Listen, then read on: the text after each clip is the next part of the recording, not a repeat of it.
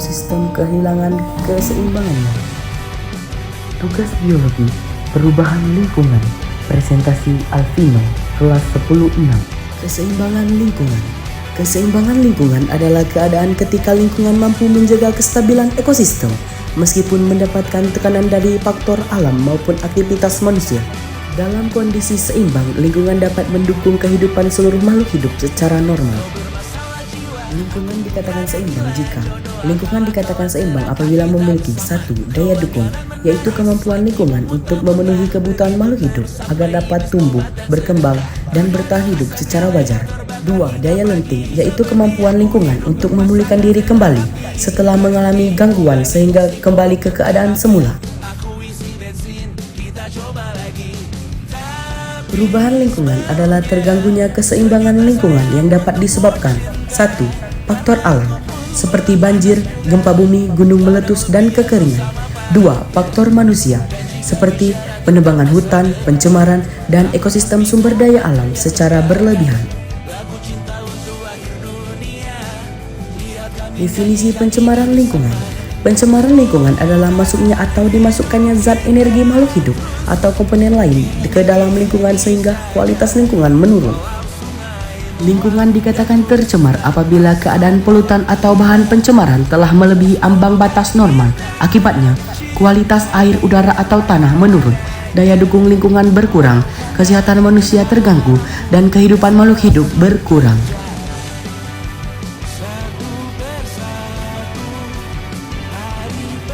Macam-macam polutan. Polutan adalah zat atau bahan yang dapat menyebabkan pencemaran lingkungan. A. Polutan fisik. Polutan fisik berupa benda padat dan sulit terurai seperti botol, kaleng, plastik, kaca, dan sampah rumah tangga. B. Polutan kimia. Polutan kimia berasal dari zat berbahaya seperti pestisida, pupuk kimia, asap kendaraan, deterjen, limbah industri, gulma atau eceng gondok dan alang-alang, dan jamur berbahaya. C. Polutan biologi. Polutan biologi berasal dari organisme yang merugikan seperti alga berlebihan, bakteri patogen, gulma, dan jamur berbahaya.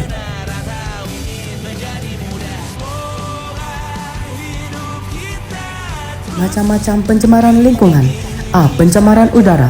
Terjadi akibatnya masuk gas berbahaya ke atmosfer seperti karbon dioksida CO2, karbon monoksida CO, sulfur oksida SOX, nitrogen oksida NOx. Dampak: gangguan pernapasan, pemanasan global, hujan asam, dan kerugian lapisan ozon. Pencemaran air disebabkan oleh masuknya limbah ke perairan seperti limbah pertanian, limbah rumah tangga, limbah industri, dan limbah pertambangan. Dampak: air tidak layak konsumsi, kematian organisme, penyakit, dan rusaknya ekosistem perairan. C. Pencemaran tanah disebabkan oleh sampah anorganik, limbah industri, pestisida, limbah rumah tangga. Dampak: menurunnya kesuburan tanah, terganggunya pertanian, dan kerusakan ekosistem tanah. D. Pencemaran suara terjadi karena kebisingan berlebihan di atas 80 dB. Contoh sumber: kendaraan bermotor, mesin industri, pesawat, dan pengeras suara.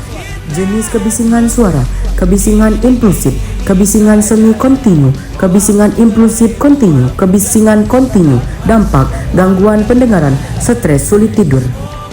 Akumulasi bahan pencemaran. A. Bioakumulasi, proses penumpukan bahan pencemaran dalam tumbuhan makhluk hidup dalam jangka waktu lama. B. Biomagnifikasi, peningkatan kadar bahan pencemaran pada setiap tingkatan rantai makanan. Contoh: jika plankton tercemar lalu dimakan ikan kecil, kemudian ikan besar, maka kadar racun pada ikan besar akan semakin tertinggi. Dampaknya: keracunan organisme, gangguan kesehatan manusia, dan rusaknya rantai makanan.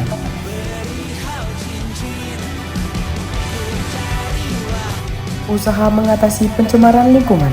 A. Mengatasi pencemaran udara, mengurangi penggunaan kendaraan pribadi, menanam pohon, menggunakan energi ramah lingkungan, mengurangi pembakaran sampah.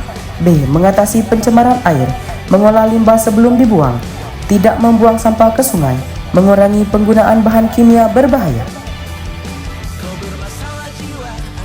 C. Mengatasi pencemaran tanah, menerapkan prinsip mengurangi penggunaan barang yang menghasilkan sampah, menggunakan kembali barang yang masih layak pakai, mendaur ulang sampah menjadi barang baru, memperbaikan barang agar bisa digunakan lagi, menolak penggunaan barang sekali pakai, menggantikan bahan berbahaya dengan yang lebih ramah lingkungan.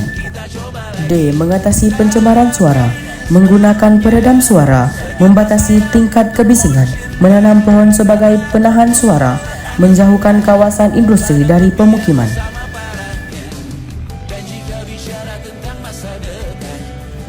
Kesimpulan, pencemaran lingkungan merupakan masalah serius yang dapat merusak keseimbangan alam dan mengancam kehidupan makhluk hidup. Oleh karena itu, diperlukan kesadaran serta tindakan nyata dari sebuah masyarakat untuk menjaga lingkungan melalui pengolahan limbah, pengurangan polusi, dan penerapan gaya hidup ramah lingkungan. Dengan lingkungan yang bersih dan seimbang, kehidupan akan menjadi lebih sehat, aman, dan berkelanjutan.